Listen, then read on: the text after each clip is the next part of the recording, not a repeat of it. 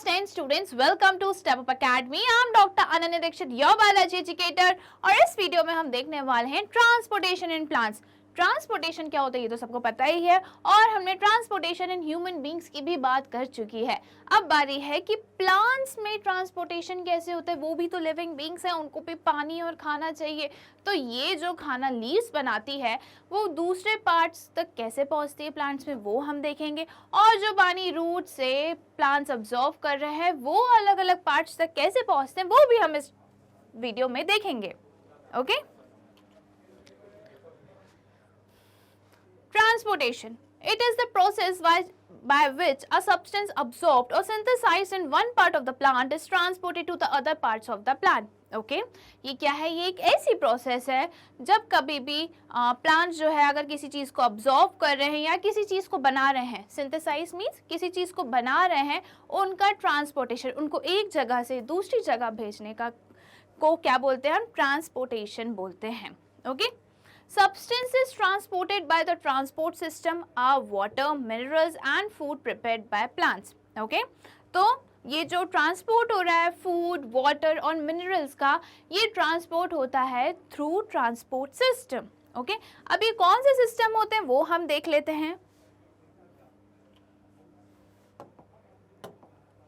सबसे पहले हम बात करते हैं जाइलम की। जाइलम क्या है?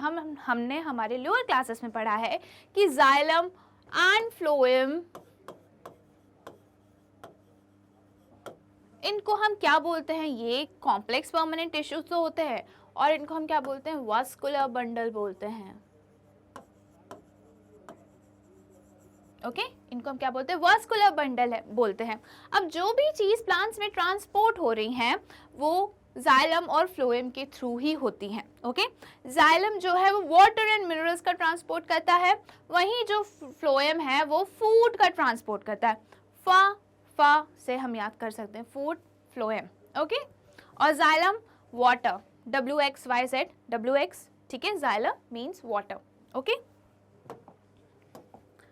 It conducts water upward in a plant. अब जो जाइलम में वाटर का मूवमेंट होता है वो हमेशा अपवर्ड डायरेक्शन में होता है और वो यूनी डायरेक्शनल है। ओके, क्या है कि पानी जो है वो हमेशा ऊपर की तरफ जाएगा, कभी भी पानी नीचे नहीं आएगा। ओके, तो जाइलम में जो वाटर का कंडक्शन हो रहा है, जो वाटर का मूवमेंट हो रहा है वो हमेशा ऊपर की तरफ रहेगा, अपवर्ड डायरेक्शन में रहेगा। और इसमें जो वाटर का मूवमेंट है वो कैसा है? यूनी डायरेक्शनल है, मतलब एक ही डायरेक्शन में होगा। Okay, Xylem also provides strength to the stem and helps the plant to stand upright.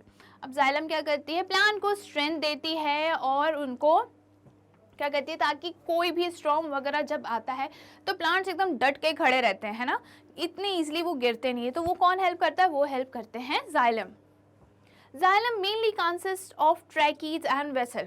अब हम अगर 9th क्लास में देखें तो हमने 9th क्लास में पढ़ा था कि जाइलम में जो होता है वो ट्रैकीज, वेसल्स होते हैं, xylem fibre and xylem parenchyma होते हैं। ओके, बट जो वाटर का कंडक्शन करते हैं वो कौन करते हैं? ये ट्रैकीज एंड वेसल्स ही हैं जो वाटर का कंडक्शन करते हैं, वाटर का ट्रांसपोर्ट करते हैं प्लांट्स में। ओके,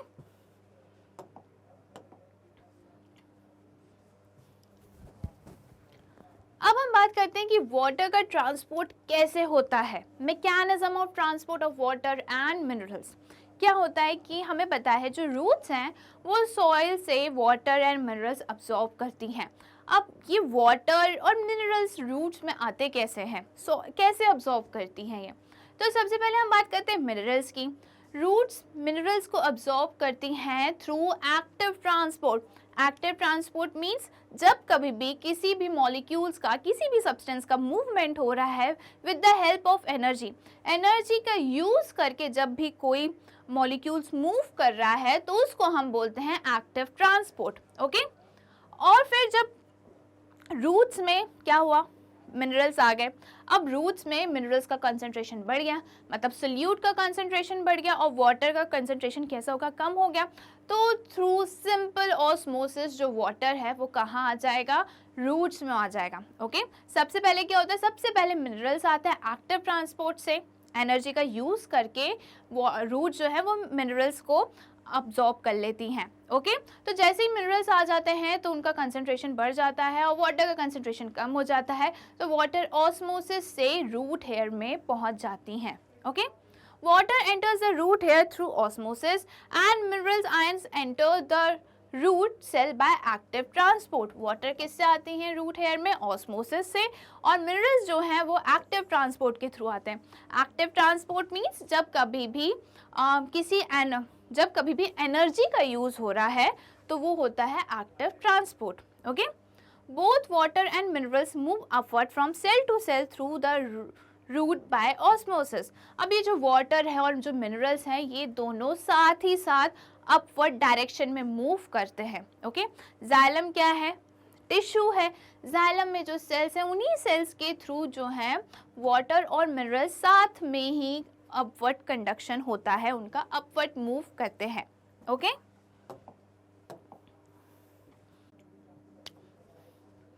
अब बात करते हैं ट्रांसपिरेशन की। It is a loss of water in the form of water vapour through stomata is known as transpiration. Okay, तो क्या हो रहा है? पानी का जब लॉस हो रहा है, पानी जब बाहर जा रहा है प्लांट बॉडी से स्टोमेटा के थ्रू, और ये किस फॉर्म में जा रहा है? वेपर्स के फॉर्म में जा रहा है, भाप के फॉर्म में जा रहा है, तो इसको हम क्या बोलेंगे? ट्रांसपिरेशन बोलेंगे। Okay, it is the loss of water in the form of water vapour from the aerial parts of the plant. Aerial parts means stomata. Okay, जो ग्राउंड लेवल से ऊपर होते हैं उनको हम एरियल पार्ट्स बोलते हैं। It occurs through opening called stomata. Stomata जो है वो तो हम पढ़ चुके हैं कि गैशियस एक्सचेंज से मतलब इनके थ्रू गैशियस एक्सचेंज होता है, और जो एक्सेस में वाटर प्लांट्स में प्रेजेंट है वो भी स्टोमेटा के थ्रू ही बाहर जाता है। किस फॉर्म में जाता है? वेपर्स के फॉर्म में। Okay, as water evaporates from the leaf, a suction force or transpiration pull is created। जैसे जैसे वाटर इवेपोरेट होता है, ट्रांसपिरेशन होता है, तो एक फोर्स क्रिएट होता है जिसको हम बोलते हैं सक्शन फोर्स, और हम बोलते हैं ट्रांसपिरेशनल पुल। अब क्या होता है, जो हमने बात करी कि रूट जो है वो वाटर और मिनरल्स को ऑस्मोसिस और एक्टिव ट्रांसपोर्ट के थ्रू ऑब्जॉर्ब करते हैं, है ना? तो ये जो ग्राउंड लेवल के पास जो प्लांट्स के पार्ट्स हैं वहाँ तक तो ईजिली वाटर पहुँच जाएगा, बट जो बड़े पेड़ होते हैं जिनकी स्टेम जो है वो बहुत बड़ी होती है और उधर जो लीव्स होती हैं, अब उस तक भी तो पानी पहुँचाना है, मिनरल्स पहुँचाना है। तब कैसे पानी पहुँचेगा? तब पानी पहुँचेगा थ्रू सक्शन फोर्स और ट्रांसपिरेशनल पुल के कारण। ओके, ट्रांसपिरेशन पुल के कारण जो है पानी वहाँ तक पहुँचेगा। तो क्या होता है, जैसे जैसे ट्रांसपिरेशन होता रहता है, जैसे पानी बाहर जाता रहता है, तो एक फोर्स क्रिएट होता है। ये फोर्स रूट्स को बहुत मजबूर कर देता है कि अब पानी ख़त्म हो रहा है, पानी की और ज़रूरत है, तो रूट्स जो है वो उस पर प्रेशर आ जाता है और वो पानी को और एब्जॉर्ब करने लगता है सॉइल से। ओके, वाटर के साथ मिनरल्स को भी एब्जॉर्ब करता है। ओके, तो इसकी हेल्प से ट्रांसपिरेशन पुल और सक्शन फोर्स की हेल्प से जो बड़े ट्रीज होते हैं, जो बड़े प्लांट्स होते हैं, टॉल प्लांट्स होते हैं, उन तक पानी कैसे पहुंचता है? तो उन तक पानी पहुंचता है सक्शन फोर्स और ट्रांसपिरेशन पुल के कारण। ओके, ये फोर्स जो है किसको प्रेशर करता है? रूट्स पे प्रेशर डालता है कि पानी ख़त्म हो गया है, पानी की ज़रूरत है, तो रूट जो है वो फटाफट पानी अब्जॉर्ब करने लगती हैं। Okay, this force helps to draw more water up through the stem which causes the roots to absorb more water from the soil। क्या होता है? ये जो फोर्स है वो क्या करता है? स्टेम से पानी खींचता है, स्टेम से पानी और खींचता है, और स्टेम में जब पानी ख़त्म हो जाता है तो रूट्स पे प्रेशर चढ़ जाता है कि रूट्स फिर और एब्सॉर्ब करती हैं पानी को। Higher the rate of transpiration, greater the rate of absorption of water and solutes from the soil। जितना ज़्यादा ट्रांसपिरेशन होगा उतना ही ज़्यादा वाटर का और मिनरल्स का अब्जॉर्प्शन होगा। ओके, तो जो absorption of water and solutes है, सॉल्यूट्स मीन्स मिनरल्स, वो किस पे डिपेंड करता है? वो डिपेंड करता है ट्रांसपिरेशन पे। ट्रांसपिरेशन ज़्यादा है तो वाटर का अब्जॉर्प्शन ज़्यादा होगा, ट्रांसपिरेशन कम है तो वाटर का अब्जॉर्प्शन होगा ही नहीं, क्योंकि वाटर की ज़रूरत ही नहीं है, वाटर ऑलरेडी अवेलेबल है। Okay, transpiration also help in maintaining the temperature of the plant body. अब ट्रांसपिरेशन का तो एक फंक्शन हमने पता कर लिया, क्या कि वो ट्रांसपिरेशन होना इसलिए ज़रूरी होता है ताकि पानी और एब्जॉर्ब हो सके रूट से। ओके, अब दूसरा फंक्शन ये होता है कि ये जो प्लांट्स का टेम्परेचर है उसको मेंटेन करने में, उसको रेगुलेट करने में हेल्प करता है। अब ये कैसे करता है? जैसे हमको स्वेटिंग होती है, पर्सपायरेशन होता है, तो वो क्या होता है, कूलिंग इफेक्ट देता है हमें, है ना। तो वैसे ही जो ट्रांसपिरेशन है वो प्लांट्स में कूलिंग इफेक्ट देता है। जो भी हीट जनरेट होती है वो ट्रांसपिरेशन के थ्रू बाहर चली जाती है, पानी के थ्रू वो भी हीट जो जनरेट हो रही है वो प्लांट बॉडी से बाहर चली जाती है। तो जैसे हमारी बॉडी में पर्सपायरेशन होता है, तो पर्सपायरेशन कैसे, पर्सपायरेशन के थ्रू जो बॉडी में हीट जनरेट होती है वो बाहर चली जाती है, वैसे ही प्लांट्स में भी ट्रांसपिरेशन होता है। ट्रांसपिरेशन के थ्रू हीट जनरेट जो हो रही है वो बाहर चली जाती है, रिमूव हो जाती है। इस कारण से ये क्या करते हैं, टेम्परेचर कंट्रोल करते हैं, कूलिंग इफेक्ट दिखाते हैं, किसमें, प्लांट्स में। तो हमने दो फंक्शन ट्रांसपिरेशन के देख लिए। ओके, हमने ये भी देख लिया कि जाइलम कैसे वाटर और मिनरल्स को कंडक्ट करता है, वाटर और मिनरल्स रूट हेयर तक कैसे पहुंचते हैं वो भी हमने देख लिया। अब आते हैं हम फ्लोएम की। Phloem means means food. Okay, तो जब कभी भी प्लांट्स में फूड का ट्रांसपोर्टेशन होता है तो उसको हम बोलते हैं ट्रांसलोकेशन। आई होप यहाँ पे कहीं लिखा होगा, मैं फिर भी लिख देती हूँ। Okay, it conducts manufactured food from the leaves to different parts of the plant. The food in the phloem can move in the upward and downward direction. अब क्या होता है कि जो फ्लोएम है, अब खाना तो कौन बनाता है, किचन कौन है, लीव्स है। Leaves are the food production, ठीक है, leaves are the kitchen of the plants. तो लीव्स जो फूड बना रही हैं वो सारे पार्ट्स तक जाना चाहिए। अब जो रूट्स इतनी मेहनत कर रही है, पानी खींच रही है, उस तक भी तो खाना पहुंचना चाहिए। तो जो फ्लोएम है वो बाई डायरेक्शनल होता है। जाइलम क्या था, यूनी डायरेक्शनल था, सिर्फ वाटर का कंडक्शन अपवर्ड में ही होता था। बट जो फ्लोएम है वो बोथ डायरेक्शन में होता है, ऊपर भी जाता है और नीचे भी जाता है। फूड जो है वो ऊपर भी जाएगा और नीचे भी जाएगा, क्योंकि रूट्स अपना खाना कैसे बनाएगी, उसको भी तो खाना चाहिए, उसे भी तो एनर्जी चाहिए मिनरल्स अब्जॉर्ब करने के लिए। तो जो फ्लोएम है वो दोनों डायरेक्शन में काम करता है, अपवर्ड भी कंडक्शन करता है और डाउनवर्ड्स भी कंडक्शन करता है। तो ये कैसा है, बाई डायरेक्शनल है।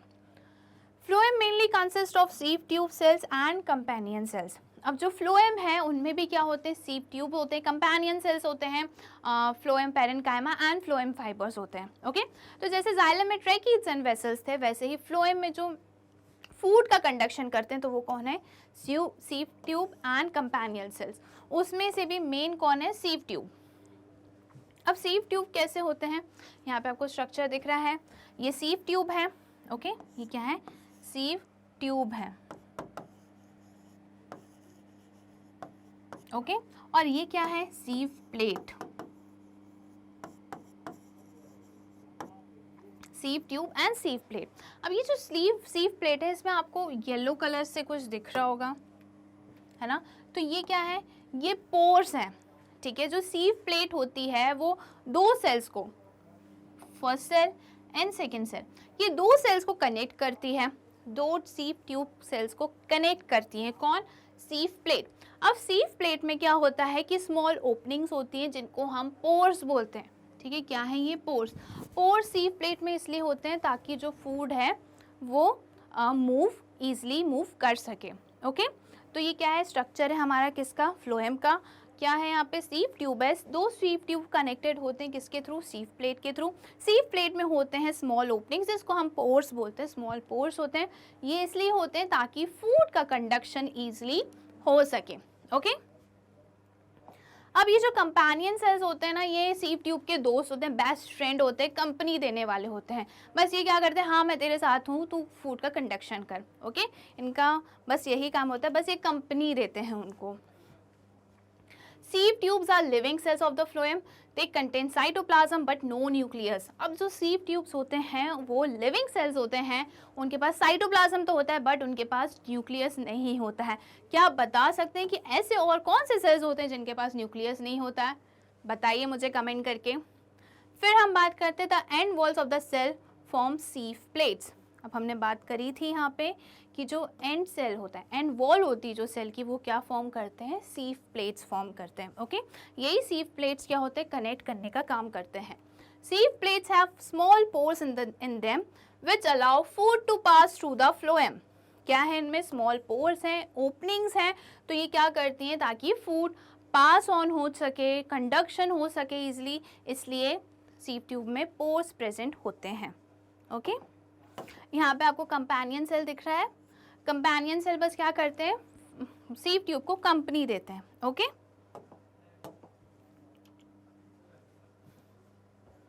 Mechanism of transport of food, अब ये कैसे होता है, तो क्या होता है, जो लीव्स फूड बना रही हैं तो वो कहाँ आता है, फ्लोएम तक पहुँचता है through active transport. Okay, phloem तक फूड कैसे पहुँचता है, फूड फ्लोएम यूज़ करती हैं एक्टिव ट्रांसपोर्ट और फूड को वो अपने पास ले लेती हैं लीव से। Okay, food synthesise during photosynthesis loaded into a sieve tube by utilising ATP. क्या हो रहा है, एनर्जी का यूज़ हो रहा है, तो क्या है ये एक्टिव ट्रांसपोर्ट है। ओके, तो जो फूड सिंथेसाइज हो रहा है, जो फूड बन रहा है, जो लीव्स फूड बना रही है, वो सीव ट्यूब तक पहुंचेंगी। कैसे पहुंचेंगी, एक्टिव ट्रांसपोर्ट के थ्रू, एटीपी का यूज करके। The presence of food inside the phloem develops a concentration gradient for water, thus water enters the phloem by osmosis। अब क्या होता है कि ये हमारा स्ट्रक्चर है। ओके, यहाँ पे जो हमें दिख रहा है ये फ्लोएम है, दिस वन इज फ्लोएम, और ये क्या है, जाइलम, यहाँ पे लिखा ही हुआ है जाइलम, फिर भी मैं लिख देती हूँ। अब क्या होता है, जब ये सोर्स सेल है जहाँ से फूड आ रहा है, ओके, फूड जो है वो यहाँ पे आ जाएगा, सीव ट्यूब में आ जाएगा। अब यहाँ पे जो फूड का कंसंट्रेशन है वो बढ़ जाएगा, फूड का कंसंट्रेशन बढ़ गया मतलब सोल्यूट का कंसंट्रेशन बढ़ गया। ओके, तो अब पानी की तो कमी हो गई, तो क्या होगा, वाटर जो है वो जाइलम से ऑस्मोसिस के थ्रू कहाँ आ जाएगा, वो आ जाएगा फ्लोएम में। ओके, क्या हुआ कि सोर्स सेल से लीव से फूड कहाँ आ गया, सीव ट्यूब में आ गया एक्टिव ट्रांसपोर्ट के थ्रू। ओके, अब जब कॉन्सेंट्रेशन सोल्यूट का बढ़ गया है तो क्या होगा, पानी का मूवमेंट होगा, है ना। तो पानी कहाँ से आएगा, पानी जाइलम से कहाँ आ जाएगा, फ्लोएम में आ जाएगा। किसके थ्रू आ जाएगा, ऑस्मोसिस के थ्रू। किसके थ्रू आ जाएगा, ऑस्मोसिस के थ्रू। ओके, ऑस्मोसिस से पानी कहाँ आ गया, फ्लोएम के पास आ गया। अब क्या होगा, वाटर जो है ना वो उसको प्रेशर लगाए कि आगे बढ़, यहीं थोड़ी बैठना है, सब भूखे बैठे, सबको खाना परसना है ना। तो पानी क्या करेगा, फूड को प्रेशर लगाए कि वो सब जगह मूव कर सके, और फिर जब सब पूरे पार्ट्स में जब खाना पहुंच जाएगा, फूड का ट्रांसलोकेशन हो जाएगा, तो वाटर वापस कहाँ आ जाएगा, जाइलम में। ओके, पानी क्या करेगा, उसको पुश करेगा, चल चल चल आगे बढ़, सबको खाना देना है, सब भूखे बैठे हैं। तो जब सबके पास खाना पहुंच जाएगा, sink means, sink cell means जो रिसीवर है, जिनको फूड हमें देना है, ठीक है, जिनको हमें फूड देना है, जो फूड रिसीव कर रहे हैं वो होते हैं सिंक सेल। ओके, तो जैसे ही सिंक सेल के पास खाना पहुंच जाएगा तो क्या होगा, वाटर वापस से जाइलम में आ जाएगा, कि अब वाटर की ज़रूरत तो है नहीं, तो वाटर कहाँ जाएगा, वापस जाइलम में। ओके,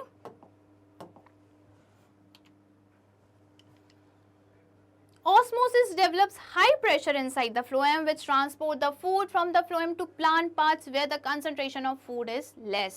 ओके, अब ऑस्मोसिस क्या करेगा, प्रेशर क्रिएट करेगा, धक्का लगाया उसको, चलो यार आगे बढ़ो, कब तक यहीं बैठे रहोगे, बहुत सारे लोगों को भूख लगी है ना। तो जैसे ही खाना सब जगह पहुंच जाएगा, जिसके पास फूड नहीं है, जिसको फूड की ज़रूरत है, तो उनके पास फूड पहुंचा देगा, और फूड के बाद पानी वापस कहाँ चला जाएगा, अपने घर जाइलम के पास। Okay, this process is called translocation. अब इस प्रोसेस को हम क्या बोलते हैं, translocation. Okay, transportation of food in from one part of the plant to the other part is known as translocation. Okay, तो यहाँ पे जो है हमारा टॉपिक जो ट्रांसपोर्टेशन इन प्लांट्स है वो होता है कंप्लीट। ऐसे ही और वीडियोस देखने के लिए आज ही स्टेप अप एकेडमी को सब्सक्राइब करिए, जहां आपको मिलते हैं केजी से लेकर 12 तक के सारे सब्जेक्ट के सारे वीडियोस फ्री, साथ ही साथ नीट, जेईई, सीयूईटी की भी प्रिपरेशंस होती हैं।